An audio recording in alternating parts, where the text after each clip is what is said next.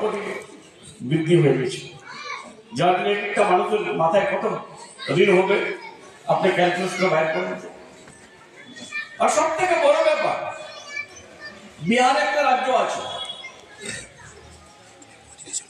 কোন মহিলা ওখানে 1200 টাকা পায় না, কোন মেয়ে কন্যাশ্রী পায় না। ইনাকে যদি আজকে বয়স্ক ভাতা না পেয়ে থাকে আর শ্রী রাশিটা যদি না পায়, ইনি কি করে থাকবে?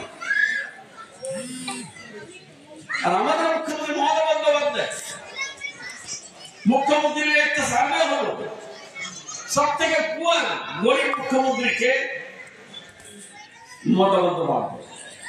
কত এসে শুধু 15 লক্ষ, শুধু 15 লক্ষ। আমার তো ওর থেকে বেশি আছে। আমি স্কুল শিক্ষক, আমার মিশন স্কুল শিক্ষক।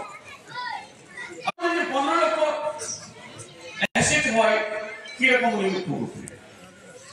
আর সব থেকে বড় ব্যাপার, আপনাদেরকে তো সংখ্যালঘুদেরকে আমাদেরকে পরিষদ দেওয়া, ওনাদের কাজে আসা। আর বলি আমি সবসময় যে ভাই, কোন মহিলা, কোন মা বোনরা, কোন হাইটে কোন জায়গায় হয় না, যে কমিউনিটির হোক, যে কাস্টের হোক, আমাদেরকে আগে পরিষদ দেওয়া দরকার।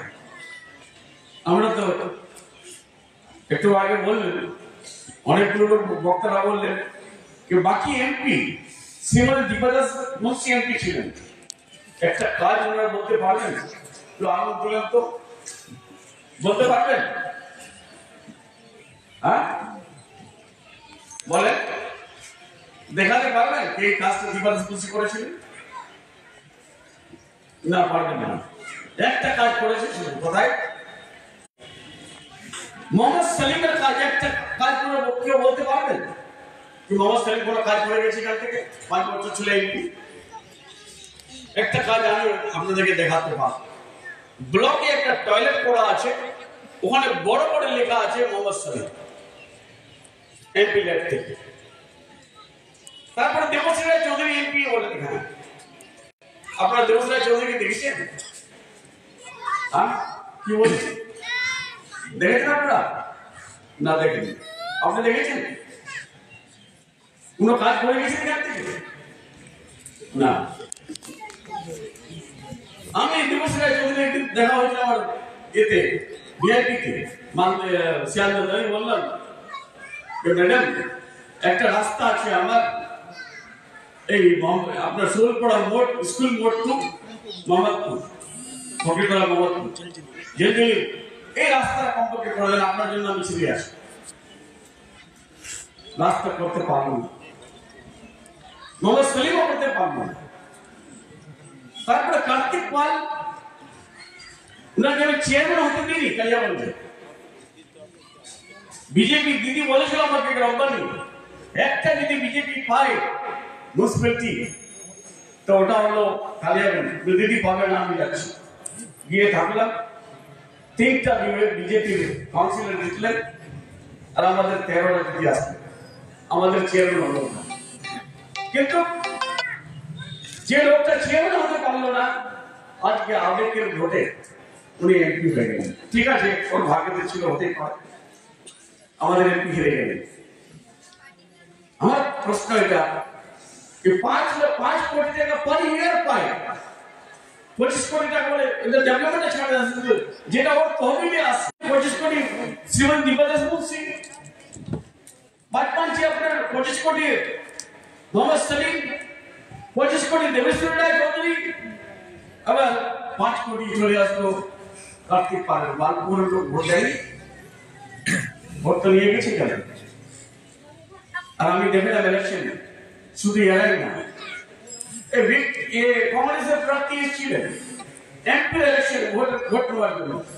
ওনার পরিবার সব 44 বছর এমএলএ ছিল এখানকার, 44 বছর, 44 ইয়ার্স।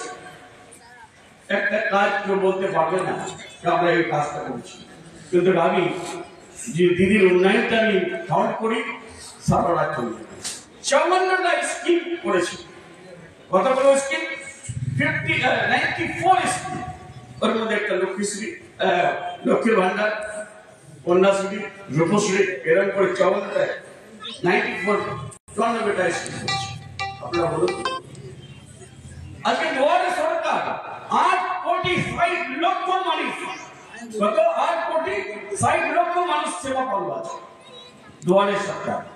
সরকারটা আপনার দুয়ারে, আপনার গ্রাম পঞ্চায়েত, আপনার ওয়ার্ডে দুয়ারে আসে তো বাড়িতে পৌঁছে যাচ্ছে। লক্ষ্মীর ভান্ডার অ্যাকাউন্টে আপনার ঢুকে গেছে পয়সা, ওদের পেনশন অ্যাকাউন্টে ঢুকে গেছে। আমি চাকরিজীবী, যখন লেফট ছিল তখন চাকরির বেতনটা আমরা চিন্তা করতাম বেতনটা কবে পাবো। যার জন্য আজকে একটা মহিলা মুখ্যমন্ত্রী, আর আমাদের টাকা সেন্ট্রাল গভর্নমেন্ট আমাদের এখান থেকে টাকা কালেকশন করে নিয়ে যাচ্ছে জিএসটি 1,51,000 কোটি টাকা আটকে রেখেছে। কত? 1,51,000 কোটি টাকা আটকে রেখেছে। কুম্ভ মেলা হলো, কুম্ভ মেলাতে অনেক মানুষ মারা গেল, আমাদের তো রাজ্যতে হলো, মারাটা কেউ ভালো লাগে, কাউকে ভালো লাগবে না। এই আমার উৎপল সিকিউরিটি, উনি গেছিল কুম্ভ মেলাতে, কানাডার রয়্যাল সাহেব কুম্ভ মেলাতে গেছিলেন। যখন কানাডাকে ফোন করলাম সুইচ অফ, উৎপলের ফোন সুইচ অফ, আমি কানাডাকে ফোন করে পাচ্ছি না। যখন আসলেন উনি আসলে আমাকে বলছেন, रब्बानी साहब हम लोग बंगाल में स्वर्ग में है, स्वर्ग में, बंगाल में हम लोग जन्नत में है। क्यों? तमाम बोलें कि पुलिस अत्याचार, मानुष मर के मानुषे मारा पड़ेगा। और कुंभ मेलाते যখন স্টার্টেড হলো তখন দেখলাম মুসলিমরা মসজিদের দরজা খুলে দিল, মাদ্রাসার দরজা খুলে দিল, খানকার দরজা খুলে দিল, আপনার দরগার দরজা খুলে দিল। আর গঙ্গা সাগর মেলা হলো আমাদের এখানে, রব্বানিকে ডিউটি দেওয়া হলো, জাভেদ সাহেবকে ডিউটি দেওয়া হলো, সিএম নিজে ডিউটি নিল, নেওয়ার পর আমরা গঙ্গা সাগর মেলাটা আমরা ভালো করে আসলাম। একটা ব্রিজের দরকার, কতবার আমরা রিকোয়েস্ট করলাম মোদিজিকে একটা ব্রিজ আমাদের করে দেন। 6,000 কোটি টাকা দিয়ে কুম্ভ মেলাতে, আর আমাদের গঙ্গা সাগর মেলাতে এক টাকা দিল। তার সত্ত্বেও আমরা আবার 800 কোটি টাকা দিয়ে একটা ব্রিজ আমরা তৈরি করছি, তাকে ভোটে লোক যায় না, স্টিমের যায় না। তো যার জন্য দয়া করে আপনারা, একজন মুখ্যমন্ত্রী, ওনার বয়স আপনি জানেন, গত ইলেকশনে ওকে পয়েন্টটা ভেঙে দেওয়া হয়েছিল, তাও কিন্তু একটা পয়েন্ট সারা পশ্চিম বাংলা 294 মিটার করে কেন্দ্রীয় ভাগ বললেন, আর ধরে 200, আজকে আমাদের 294 মিটার মধ্যে 230টা 35টা রেলে আছে। আর আগামী দিনে আপনারা যাকে চাইবেন তাকে ভোট দেন, কিন্তু ভোটটা দেওয়ার আগে বা দলটা করার আগে চিন্তা করতে হবে কে কি দিচ্ছে, কার কাছ থেকে কথা পাচ্ছে। আবেগে তো ভোট, এখানকার মুসলিম ভাইরা দিয়ে দিল কাকে, আলী ইমরান রাজকে ভোট, আর কিছু হিন্দু ভাইরা দিয়ে দিল বিজেপিতে। লাভটা কি হলো? কাজ সকাল থেকে বিকাল আমাদের ছেলেগুলো পড়ে যায়, আমরা গ্রাম পঞ্চায়েত, আমাদের পঞ্চায়েত সমিতি, আমাদের জেলা পরিষদ, আমাদের সবকিছু থাকার সত্ত্বেও এমপি নাই।